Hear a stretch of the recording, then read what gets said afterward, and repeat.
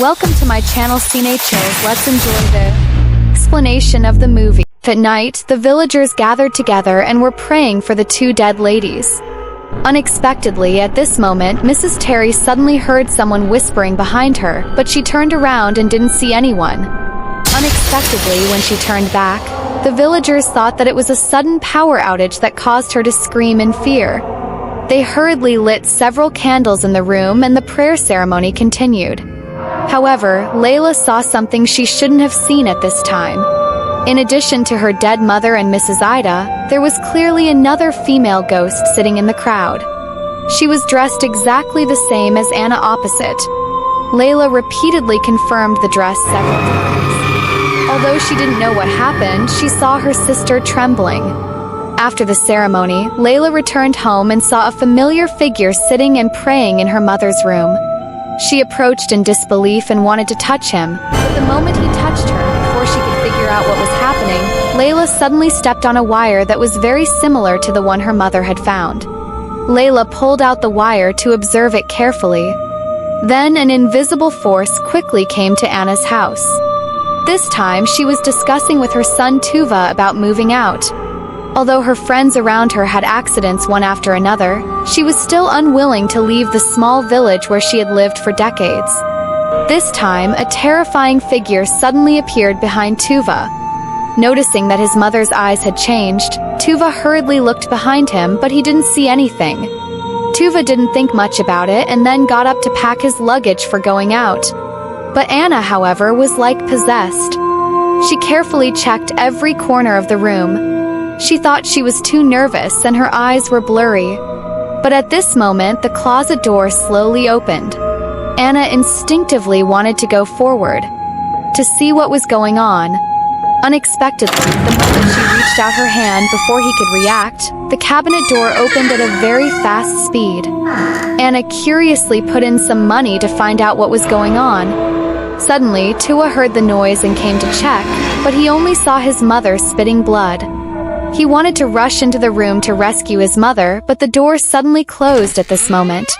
After a while, Tua finally opened the door, but his mother had already fallen in a pool of blood and was no longer breathing. The villagers soon learned of Anna's death. The sheriff of the town also changed his route after hearing the news. He suspected that this was a serial murder case and wanted to ask the family of the deceased to cooperate with the autopsy, but he was unexpectedly killed by Tua. She was present at the time of her mother's accident. All signs showed that it was definitely not murder. The village chief asked Lela to go over and wash the body, but after knocking on the door for a long time, no one answered. The village chief could only ask Lifu to go in and see what was going on. The dead are the most important. No matter how reluctant Lela was, she had to go to the deceased's home as soon as possible to bathe and condense him. Lela said she was very scared and then pushed her brother out of the room without hesitation. She was not afraid of facing the dead body alone, but she was afraid of these weird wires that seemed to hide some shocking secrets that she didn't know. Lela was about to lie down and continue to sleep. Unexpectedly, Anna's ghost took the initiative to find the door. Lela screamed and ran out of the room. Just happened to meet her brother who had just returned from Anna's home. When she learned that Anna's death was exactly the same as her mother's, Lela seemed to want to verify something. She quickly packed up her tools and came to the deceased's home. He immediately checked the deceased's mouth. Unfortunately, he didn't find the wire he had guessed. Lela could only follow the normal process to bathe the corpse. Unexpectedly, at this time, the corpse sat up and kept clapping. Her belly seemed to be hinting something to Lela. Lela mustered up her courage to lift the cloth bag covering her body. Sure enough, she found a long wire on the corpse's belly. Corpse seemed to have completed its last mission. Then the fetus softened in Lela's arms. Lela carefully put Anna back on the bed, but she didn't know when the woman had opened her eyes. And no matter how hard Lela tried, she couldn't make them close. When Lela recovered from the shock, everything around her returned to normal. After paying respect to her mother's funeral, Tuva prepared to move out of the small village and start a new life. As a good friend, Lela came to see Tuva off. inadvertently mentioned that his mother seemed to have been calling the name Nur before she died. Lela was curious about who Nur was. Tuva directly handed him an old photo album. If this was Nur's mother, his mother often called her by this name. Several women used to be good friends, but later they didn't know.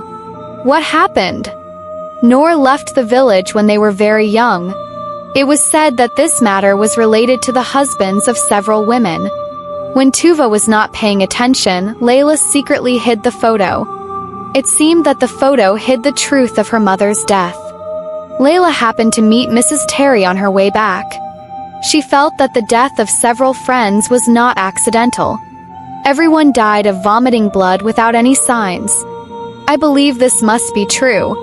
In order to verify Mrs. Terry's conjecture and to solve the doubts in her heart, Lela immediately made a bold decision. He wanted to dig up Mrs. Ada's grave to find out. Our video today ends here. What will Lela discover about her mother's death? Find out in part 3. If you like it, please subscribe, follow, like, support me. See you in the next movie.